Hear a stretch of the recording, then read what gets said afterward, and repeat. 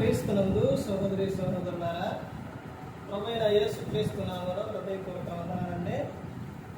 ముందుగా ఇంత మంచి సమయాన్ని ఇచ్చిన తండ్రైన దేవునికి ప్రభువైన క్రీస్తు ద్వారా కృతజ్ఞత స్తుతులు చెల్లిస్తున్నానండి. ఇద్దరు బాగున్నారండి. వాక్యం చదువుకొని ప్రార్థన చేసుకున్న తర్వాత పాఠంలోనికి వెళదామండి.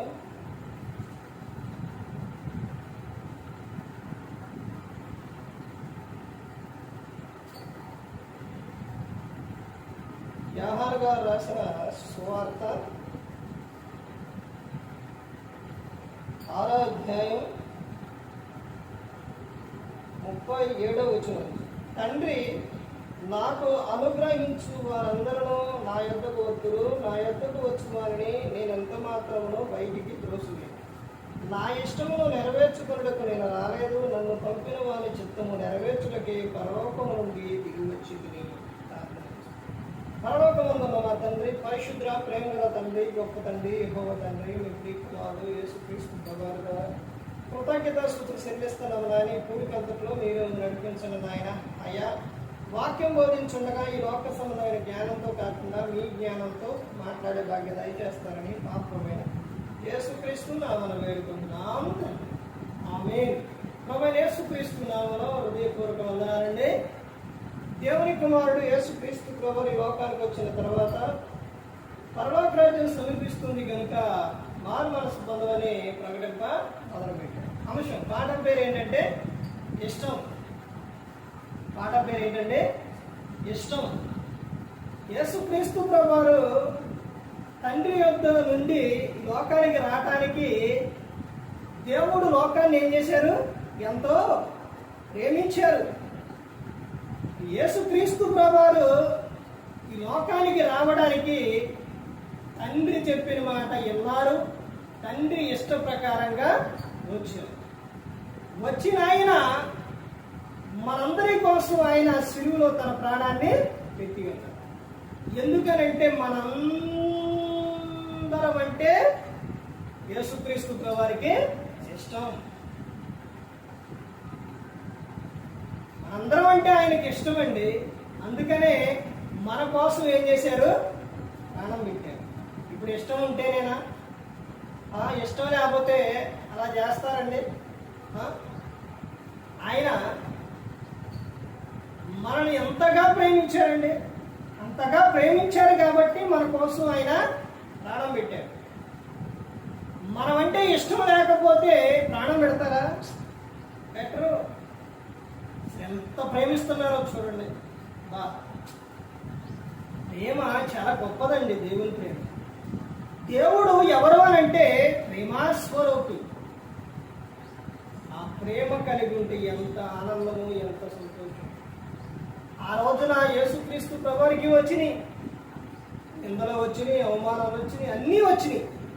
అయినప్పటికీ కూడా ఆయన అన్నీ కూడా ఏం చేశారు?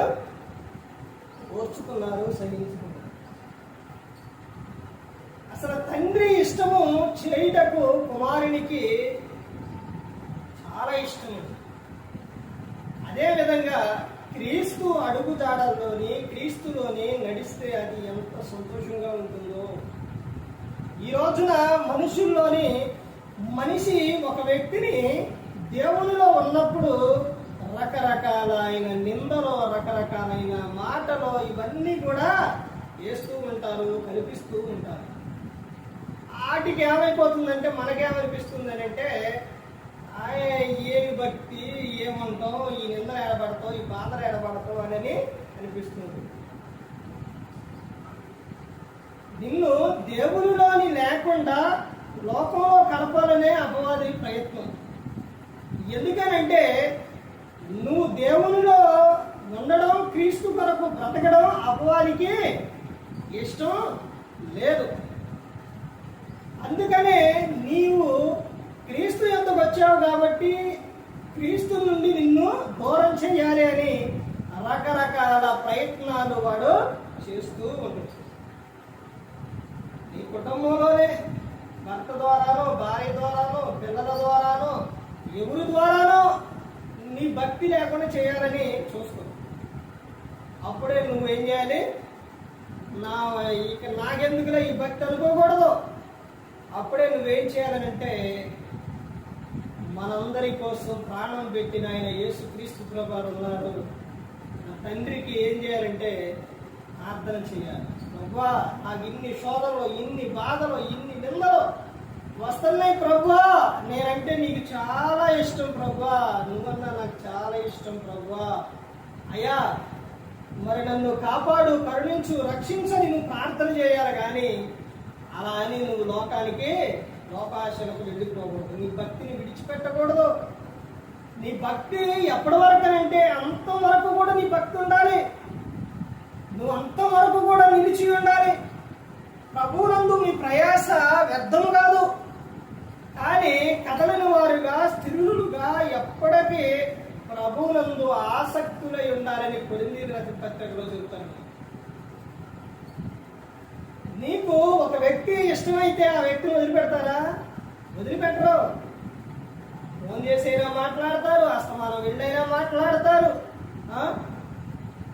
ఒక వ్యక్తి ఇష్టమైతే,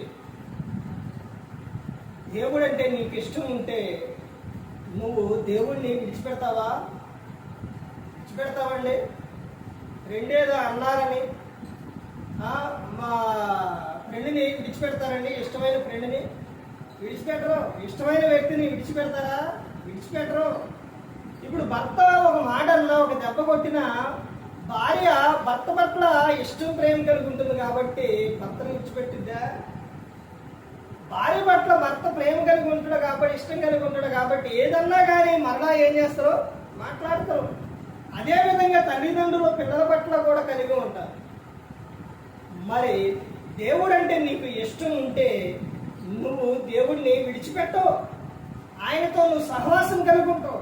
ఆయనకు ప్రతి ఒక్కటి చెప్పుకుంటారు. ఎవరైనా ఇష్టమైతే ఆ వ్యక్తికి ఏం చేస్తారు? నీకు బాధ వచ్చినా, సమస్య అయినా, ఏదైనా అవసరమైనా నువ్వేం చేస్తావు? ఆ వ్యక్తిని అడుగుతావు. లేకపోతే దగ్గర లేకపోతే ఫోన్ చేసైనా నువ్వు అడుగుతావు, చెబుతావు. మరి అదే విధంగా దేవుడు నీకు ఇష్టమైతే నువ్వేం చేయాలి? ఏం చేయాలండి? ఆయనకు మొరపెట్టుకోవాలి, ఆయనతో చెప్పుకోవాలి.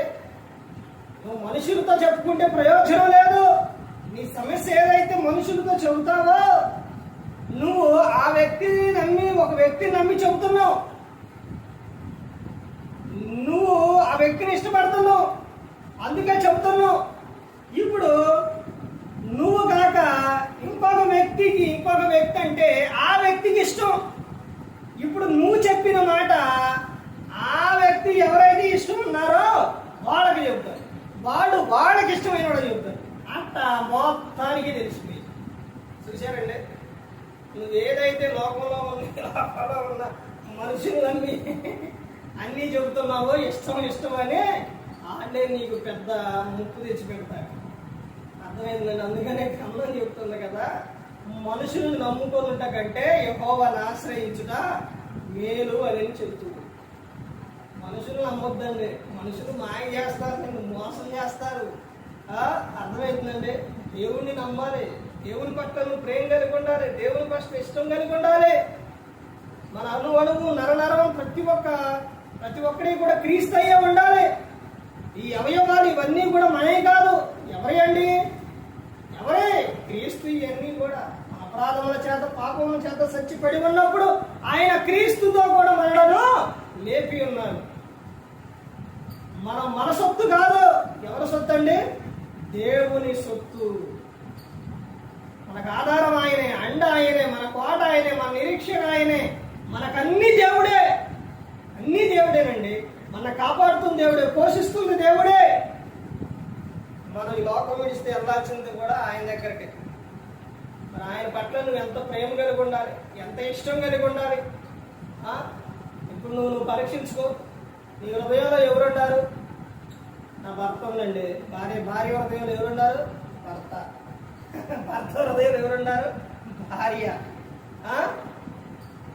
ఇద్దరు కరెక్టే. కానీ మీకంటే ముందు మీ హృదయాల్లో ఎవరుండాలి? దేవుడు ఉండాలి.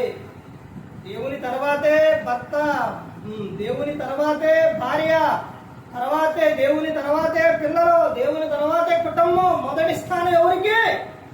దేవునికే ఇవ్వాలి, దేవునికే ఇవ్వాలండి. ఆ తర్వాతే ఎవరైనా. మన ప్రతి ఒక్కడి కూడా ఎవరికి చెప్పుకోవాలి? దేవునికే చెప్పుకోవాలి. ఏదైనప్పటికీ నువ్వు బయటికి వెళుతున్నా, ఏదైనా పని చేస్తున్నా, ఎటువంటి సమస్య అయినా ఏదైనా కానీ దేవునికే చెప్పుకోవాలి ప్రతి ఒక్కటి కూడా. దేవుడు అంటే నీకు ఏం కలిగి ఉండాలి? ఇష్టం కలిగి ఉండాలి. నువ్వు దేవుడు అంటే ఇష్టం కలుగునా? ఇష్టమేనా మీకు? మరి ఇష్టమైతే ఆయనకి ప్రతి ఒక్కటే చెప్పుకుంటున్నారా? ప్రతి ఒక్కటే చెప్పుకున్నారా? ప్రతి ఒక్కటే చెప్పుకోవాలి. అలా చెప్పమన్నాం కదని పక్కన మనిషిని పెట్టుకోని చెప్పామనుకో ఏం జరిగిందో తెలుసండి. దీన్ని ఏమంటారంటే ప్రార్థన అంటారు. ఏంటంటే నువ్వు ప్రార్థన ఎలా చేయాలి అంటే, నీ రూమ్లోకి వెళ్ళి తలుపు వేసుకొని దేవునితో నువ్వు ఏకాంతంగా మాట్లాడాలి. ఏకాంతంగా నువ్వు చెప్పాలి. అర్థమైందండి? ఇంకొక మనిషి పక్క నుండి చెప్పావనుకో ఏం జరుగుతుందో తెలుసా? పక్కన ఎవరన్నా ఉండి నీ ప్రాబ్లం ఏదైతే ఉందో దాన్ని దేవునితో నువ్వు చెప్పుకునేటప్పుడు వాళ్ళు కనుక వింటే ఏం జరుగుతుందో తెలుసండి? అప్పుడు బాగానే ఆమె అంటారు. ఆ తర్వాత ప్రార్థన అయిపోయిన తర్వాత ఓహో విద్యా సంగతే ఇతను చేస్తున్నారా? లేకపోతే ఒక రోజు అయిన తర్వాత, 2 రోజులు అయిన తర్వాత ఏదో ఒక విషయం మీద వాళ్ళు ఏదో ఒకటి వచ్చి అడుగుతారుగా, నువ్వు లేదంటావుగా.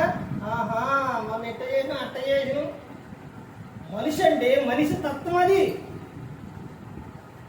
అందుకనే రహస్యంగా నువ్వేం చేయాలి?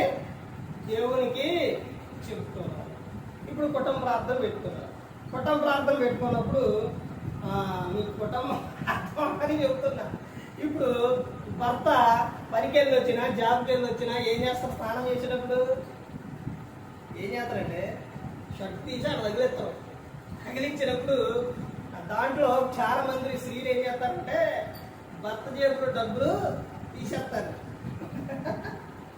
తీసేసిన తర్వాత ఇలాంటి సందర్భాల్లో వాక్యం యూట్యూబ్లో కానీ ఇట్లా సేవకులు కానీ చెప్పినప్పుడు దొంగిలించకూడదు. నీ భర్త జేబులో డబ్బులు తీసావు, దొంగిలించకూడదు అన్నప్పుడు అది దొంగతనమే అన్నప్పుడు. ఇప్పుడు నువ్వు నైట్ కుటుంబ ప్రార్థనలో పెట్టుకునేటప్పుడు నీ భర్త ఒకవేళ బయటే ఉన్నా లేకపోతే ప్రార్థనలో ఉన్నా, ప్రభా నేను నా భర్త డబ్బులు తీశాను, నన్ను క్షమించు ప్రభా అని నువ్వు ప్రార్థన చేసావు అనుకోండి. ప్రార్థన అయిపోయి ఆమె అన్న తర్వాత ఏం జరిగిందంటారు? అమ్మ నా జేబులో డబ్బులు పోతాయి ఏంటి, ఎవరు అనుకున్నా నువ్వు తీస్తున్నావా? అర్థమైందండి? ఇలా ప్రతి ఒక్కటి కూడా ఎక్కడ ప్రార్థన ఎలా చేయాలో నేర్చుకోవాలి. ఆరాధనలో ఎలా చేయాలి, కుడికిలో ఎలా చేయాలి, మీటింగ్లో ఎలా చేయాలి, కుటుంబ ప్రార్థనలో ఎలా చేయాలి, వ్యక్తిగతంగా ఎలా చేయాలి. నువ్వు ఏకాంతంగా నువ్వు ఉన్నప్పుడు నీ తప్పు ఏదైతే ఉందో, నువ్వు ఏదైతే చేసావో, మనసులో ఏదైతే అనిపిస్తుందో అది దేవుడితో చెప్తావు. మనుషుల ముందు కాదు, మనుషులు ఉన్నప్పుడు కాదు. అర్థమైందంటే దావీదు గారు తప్పు చేశారు, స్త్రీతో తప్పు చేశారు. ఎవరు చూశారు? పక్కన యోవాబు చూసింది, రైట్ హ్యాండ్. తర్వాత ఆ భార్య బత్షెబా వాళ్ళ ఆయన్నే యుద్ధంలో చంపించిండు దావీదు గారు. లెటర్ ఇచ్చి పంపించిండు ఎవరికో? రైట్ హ్యాండ్కి, యోవాబుకి. ఆ విషయం మొత్తం కూడా ఎవరికి తెలుసు? దావీదు గారు చేసి ఆ పక్కన ఉన్న ఆయనకి తెలుసు మొత్తం. ఇప్పుడు ఆ తర్వాత ఆ ప్రవక్త రావటం, దేవుడు ఊపలేదండి. ప్రవక్తను పంపించారు, గొర్రెల గురించి ఉపమానం చెప్పారు. తర్వాత దావీదు గారు ఆ విషయం దావీదు గారికి చెప్పిన తర్వాత దావీదు గారు ఏం చేశారు? పశ్చాత్తాపడ్డారు, తన తప్పు ఒప్పుకున్నారు. దేవుడు ఏం చేసిండు? క్షమించారు. ఇప్పుడు పక్కనే ఉన్న ఇవన్నీ తెలిసిన చూసిన ఆయన రైట్ హ్యాండ్గా ఉన్న యోబాబు మాత్రము దావీదు గారిని క్షమించలేదండి. నా కుమారుని చంపొద్దు అంటే చంపేసాడు, చూసినామంటే కాల్చొచ్చాడు. అస్సలు మాట వినలేదు యోబాబు. మళ్ళీ యోబాబు ఎవరో కాదు, పెద్ద దావీదు గారికి మేనలుడు. చూశారండి. అలాగే ప్రతి ఒక్క సందర్భం గమనించుకోవాలి. ఒక్కొక్కసారి ఇలాంటి సందర్భాలు భర్తకు తెలిసిన భార్య విషయంలో భార్య ఊరుకోడు, లేకపోతే భర్త విషయం భార్యకు తెలిసినా ఊరుకోడు. అర్థమైందండి.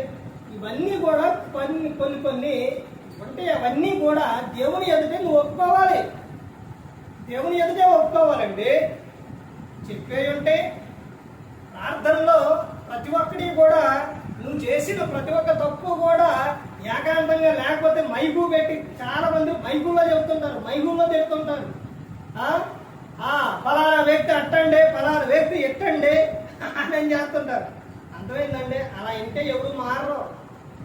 వాళ్ళ గురించి వాడు తప్పు చేశారు అని అంటే నువ్వు వ్యక్తిగతంగా మోకాళ్ళు వేసి, ప్రభా ఫలానా వ్యక్తి ఇదిగో ప్రభా మరి ఇలా ఉన్నారు ప్రభా, వాళ్ళ మనసు మార్చు ప్రభా, వారిని క్షమించు ప్రభా అని ప్రార్థన చేయి. అంతేగాని ఆ వ్యక్తి ముందు ఇదిగో ఈ వ్యక్తి వచ్చి కుంభాకుడు ప్రభా, వచ్చి ఇది ప్రభా అన్నవనుకో, ప్రార్థన చేసిననుకో, అప్పుడు ఆ వ్యక్తి మారడం. అర్థమైందండి.